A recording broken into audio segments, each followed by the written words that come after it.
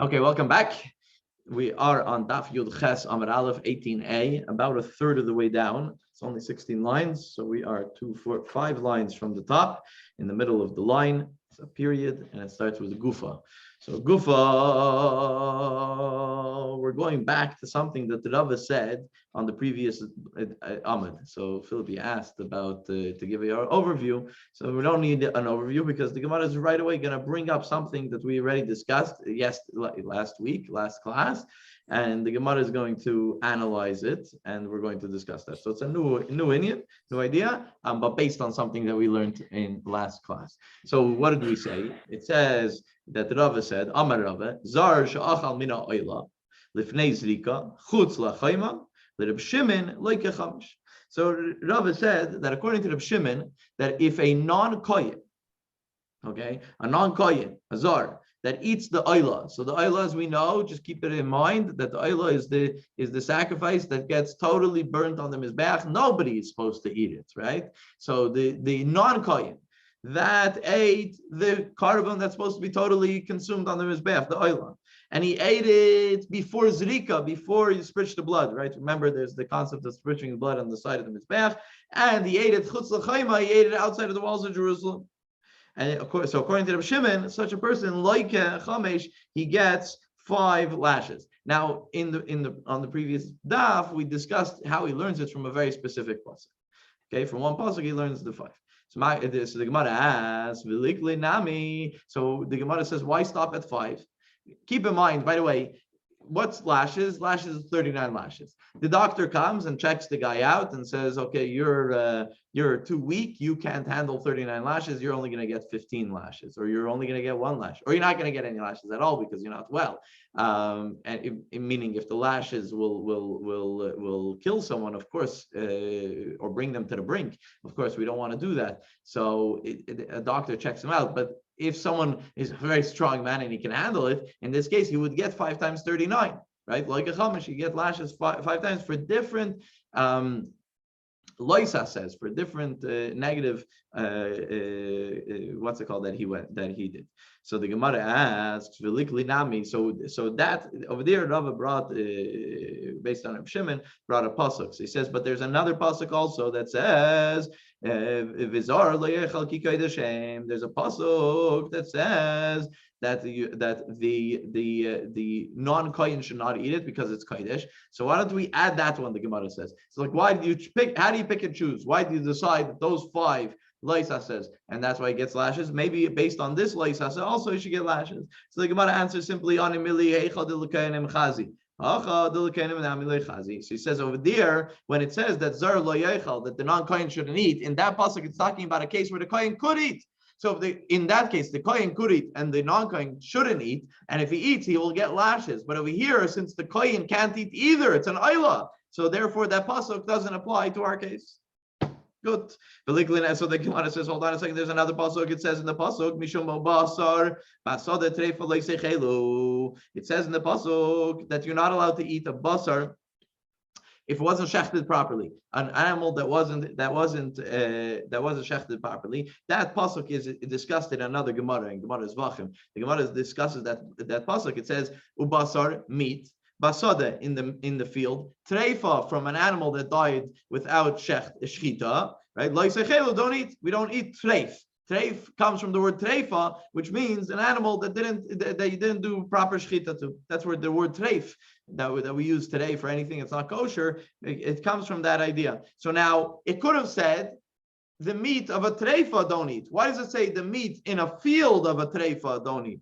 So the Gemara over there already learns that just like since it mentions field, a field that's open, so therefore anybody who goes out into the open, it goes out into the open area, meaning a place where he shouldn't have been eating. So therefore he can get lashes. So or since, so we could say that over here, since he went outside of Yerushalayim, he went outside of the confinement of the field, so to speak. So therefore, he can get also lashes on this pasuk as well. So the Gemara says, no, this pasuk doesn't apply to our case. So he says, of this pasuk, this pasuk is talking about a case where you're not allowed to eat it even in its proper place because it's safe. So, but over here, it's not talking about something that inside. Um, sorry. Um, Something that has a specific place that you're allowed to eat it. So therefore, when you eat it outside that place, you could use that pasuk to say that the person gets lashes. But over here, that the oila, you're not allowed to eat, even if you're in the base of Mikdash, you're not allowed to eat it. So what's the difference if you're going to eat it outside of the walls of Yerushalayim? And therefore, the pasuk doesn't apply in this case, and so we're still holding at the 5. So the Gemara asks, "V'zilikli nami."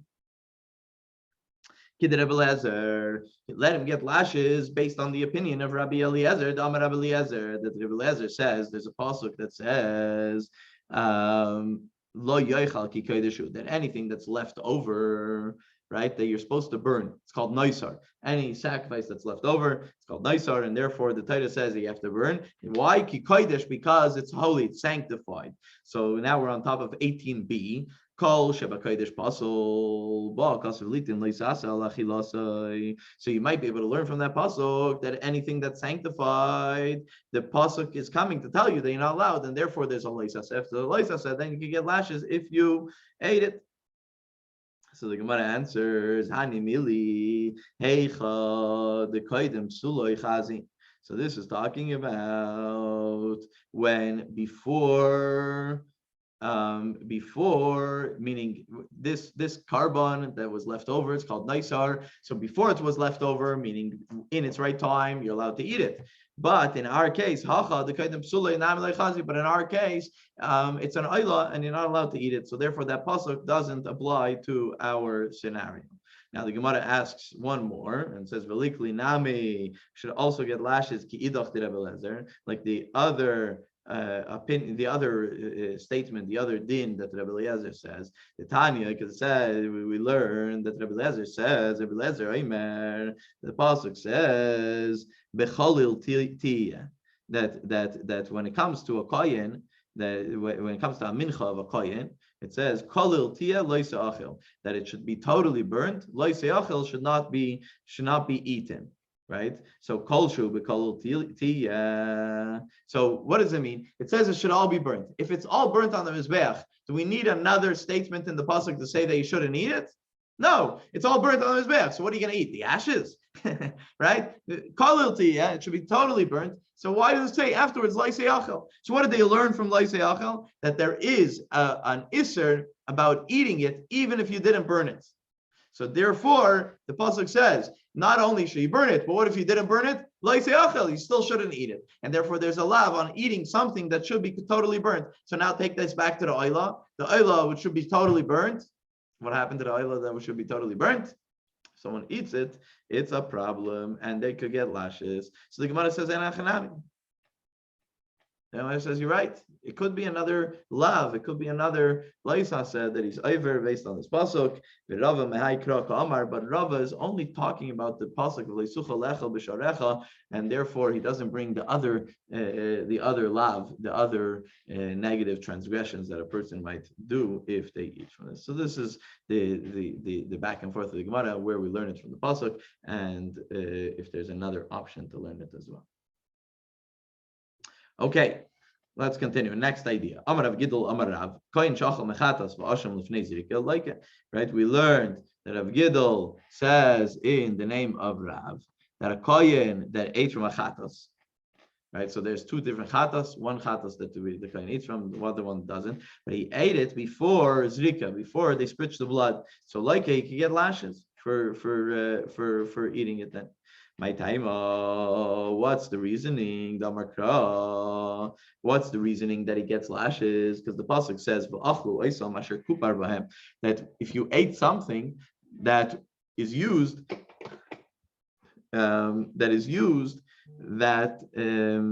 is used in order to give kapara.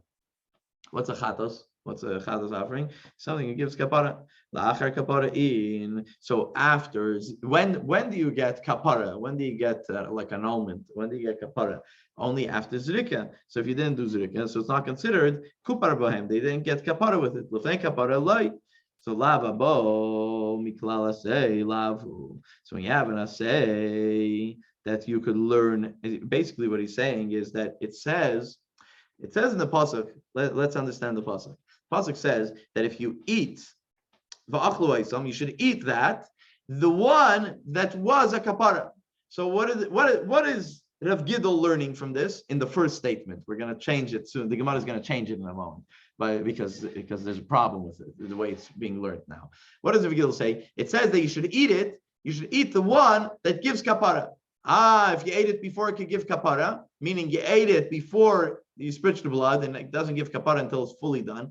So then what? It's a lav. It doesn't say that. It only says that you should eat the one that gives kapara. So where do you learn that there's a lav to eat it before it could give kapara? So he learns it out from that pasuk. So the Gemara says, 1 second. So are you saying that he's of the opinion that you could learn a lav from an asay? The asay says eat only the one that gave kapara. So before it gave kapara, you're making a lav based on that. That's a way of learning that we don't necessarily do. So are you saying that the Rav Gidol's of that opinion?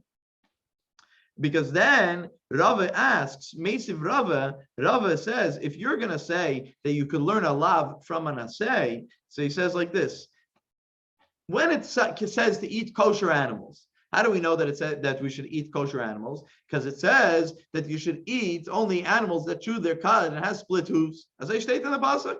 That's what it says in the pasuk. So should only eat kosher animals. What happens if you don't eat a kosher animal? Where do we learn that it's a lav? Because the pasuk also says, don't eat dar neves, right? The pasuk says over there, don't eat the camel, don't eat the snake, etc. Right? And it gives examples of ones that chew their cud and don't have split hooves, I think, if I remember correctly.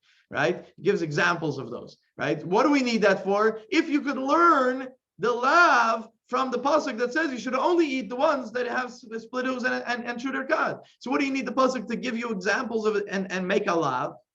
If you could learn from a mitzvah's asay, from an asay, you could learn a lav. Right? That's the problem with the Gemara. That's the problem the Gemara has with the way they brought the statements from Rav Gidol. Because Rav Gidol basically said that since it says in the pasuk that you should eat a chatas that was used to annul someone's sin, so therefore, if it didn't annul someone's sin, now it's a lav. You're learning that from the pasuk. That's a lav from an asay. So then why would the Torah in another case bring up the lav when there is an asay? Let's see it inside. Meisiv Rava asks.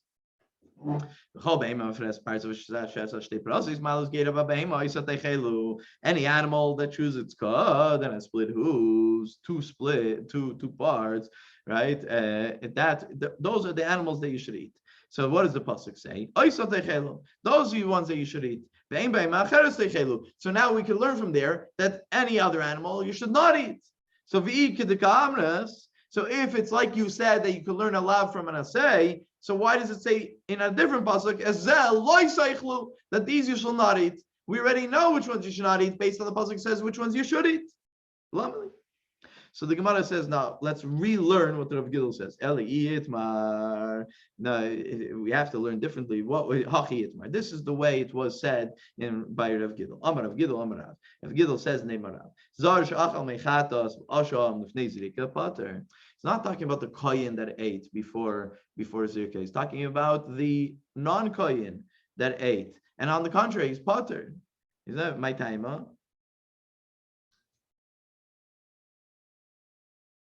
My time, the Amar Krav, Achloisa Mashakupa Behem, Call Echel the Karin and Vachloisa Mashakupa Behem, Karinam Bay, Vizar Lo Yoichal, Vacholechel Lake Karinam Bay, Vachloisa Mashakupa Behem, Lake Karinam Bay, Vizar Lo Yoichal. So it says in the pasuk that you should that you should eat the ones that gave you that brought kapara, and then it says zar lo yoichal. So if any time that it didn't bring kapara, so we don't apply zar lo yoichal. Zar lo yoichal is only in a time that brought kapara, and that's the way. That's the system. That's the way Rav Gidol said in the name of Rav, not the way we brought it before. And on the contrary, it's a lav. On the contrary, now it's not a lav, and it's the opposite.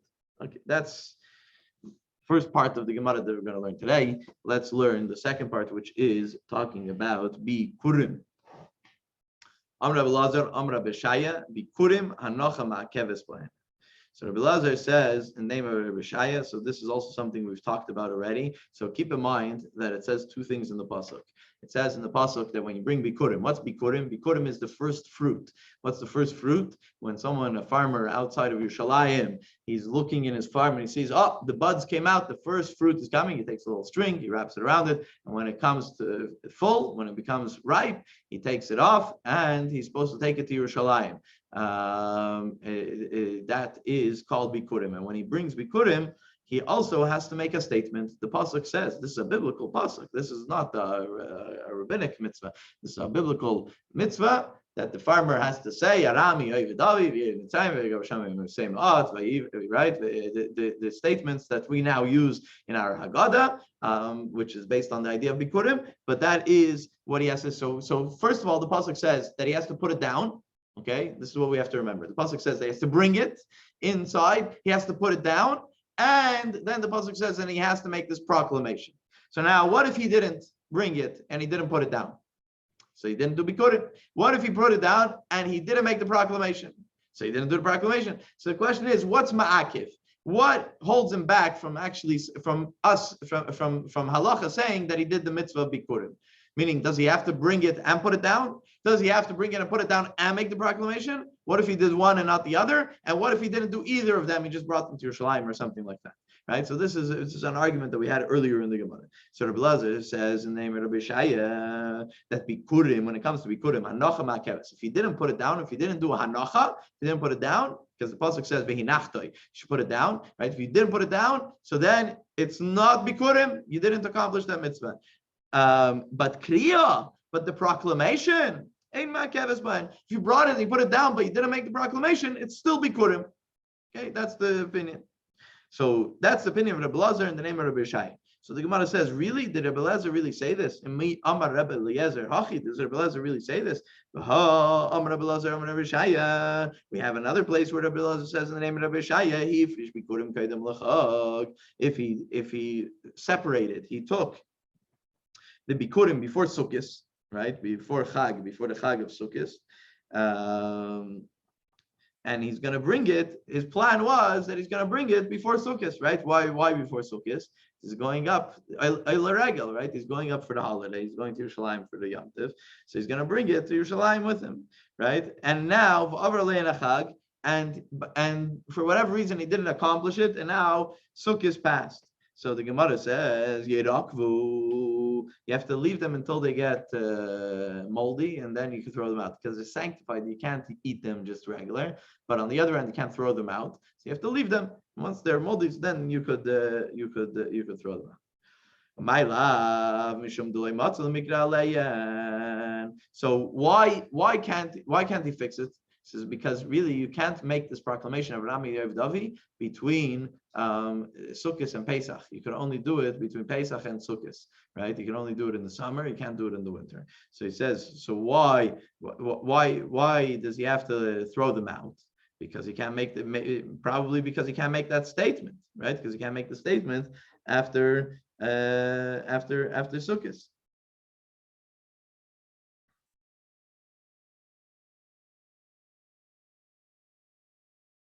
Yeah, you could bring bikurim after, but you can't make that statement.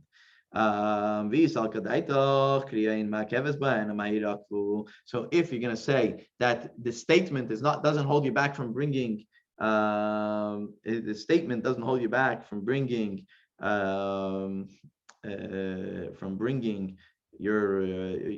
bikurim, it's not holding you back from bringing your bikurim. So then, why would you tell to throw it out? You could just go and make the statement now after Yom Tov, right?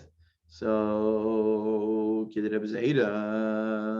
this goes according to the opinion of Reb Zayda that Reb Zayda says, "Kol roy lebila, ein bila ma'akeves by any." So this is talking about the mincha. Mincha was a mixture, right? So if you have, but it's a mixture of what? It's a mixture of silas. Silas is like a flour, and it's a mixture of silas, flour, and oil. Now, What if you had enough that you could mix it together? So the fact that they're mixed or not doesn't matter. You brought it into, a jug and a bowl, and they're not mixed, that's fine. But if it's too much that it can't mix properly, anything that's not that won't be able to be mixed properly, so now the fact that it can't mix properly holds it back, right? So therefore, this is the opinion of Zeta. So therefore, according to the Zeta, we might say that before Sukkot, the fact that you were able to make the statement and you put it down without making the statement, so then the statement is not holding you back from doing it properly. But now that after Yom Tov you can't make the statement, so therefore the fact that you can't make the statement is ma'akiv. That's the way the Gemara wants to learn based on the opinion of Zeta by the Mincha. Rav Acha bar Yaakov Matnilok, the Rabasi, Amar Rabbi Yochanan. Rav Acha bar Yaakov learns like Rabasi in the name of Rabbi Yochanan.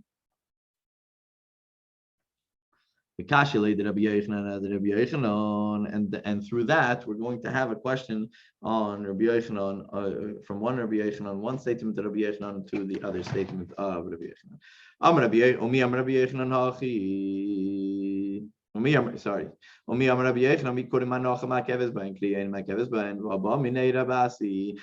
Rabbi Yochanan really say? So we have the Rabbi Yochanan on the previous page.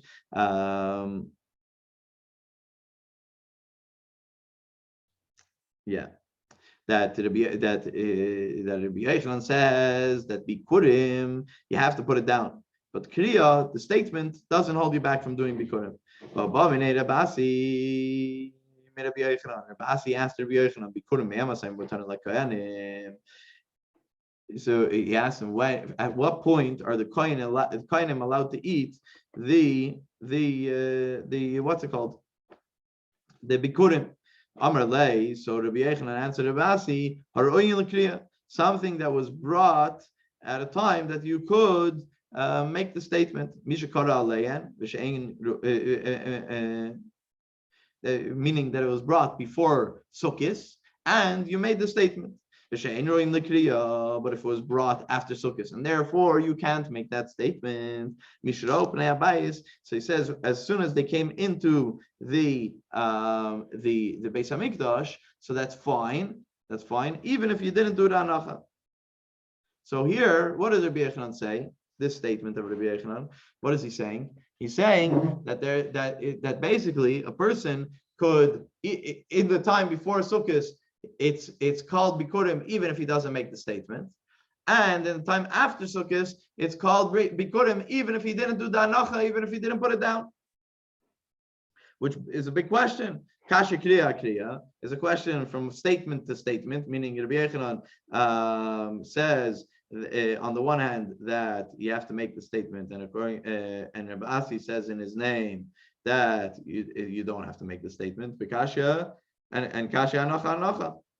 And this putting down also that Rabbi Yochanan, when he answers Rabbi Asi, he says that after Sukkot you don't even have to put it down, and Rabbi Asi says that putting it down is ma'akiv, it holds you back.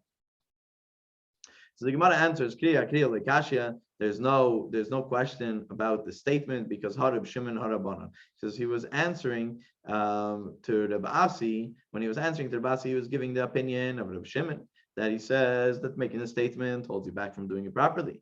And what Rabbi Asi says in his name was like the opinion of Rabbanon, that the statement doesn't hold you back from doing it properly, like we learned already in Daf Yud Zayin Amar Aleph. We learned this idea already. Hanacha nami lekashya, putting it down also is not a question. Why? Because when he's answering Rabbi Asi, he's going according to the opinion of Rabbi Yehuda, and which we're going to learn in a moment, and which he says that hanacha doesn't hold you back from doing it properly, and Rabbi Asi says in his name, but he says according to the opinion of Rabbanon that the putting it down does hold you back. So by Rabbi Yehuda, what's the opinion of Rabbi Yehuda? The Tanya, because we learned the Rabbi Yehuda says v'hinachtoi. It says in the pasuk. V'hinachtoi. Keep in mind, the pasuk says like this. The end of the pasuk says At the end of the statement says, I brought the beginning, the first fruit, and he put it down in front of Hashem. And he bowed down in front of Hashem. But the next pasuk, right? Sorry, not the next pasuk. It's a previous pasuk. The previous pasuk already says, the pasuk already says that he put it down. So what is the pasuk in so pasuk number 4 in Chumash Devarim over there says v'hinicha, he put it down, and pasuk 10 says v'hinachta, and he puts it down. So why does he have to say it twice? So Rabbi Yehuda learns that v'hinachta is a tnufa. That when he says v'hinachta, it doesn't mean putting it down; it means waving it. I don't know if you're familiar. One of the that the bikurim wasn't just put down; it had to be waved. There's something called tnufa, and it had to be waved, and be waved in all directions, all 4 directions, and up and down. In 6 directions, it had to be waved. And this Rabbi Yehuda learns from the fact that it says v'hinachtai, because it says already v'hinichai. So if it says v'hinachtai now, it means that tnufa, it means that it has to be waved. So the Gemara asks on him, hold on a second, maybe it's just to put it down. How do you know that it means tnufa, that it means waving? Maybe it's just to put it down. So they explain Rabbi Yehuda's opinion, because the pasuk already says v'hinichoi, so we know already that you should put it down. So what's v'hinachta coming to tell us? So tnufa, that means to wave, and that's the opinion of Rabbi Yehuda, where he learns tnufa. Umantana, the polygalate Rabbi Yehuda, and the opinion that argues on Rabbi Yehuda is Rabbi Eliezer ben Yaakov. The Rabbi Eliezer ben Yaakov, he argues on Rabbi Yehuda. The Tanya, like we learned,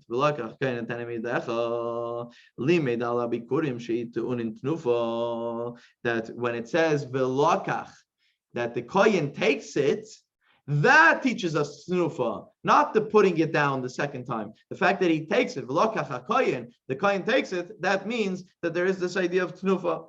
That's where Rabbi Eliezer ben Yaakov learns it from, not from the fact that it says to put it down twice. Rabbi Eliezer ben Yaakov, right? My time of the Rabbi Eliezer ben Yaakov. Where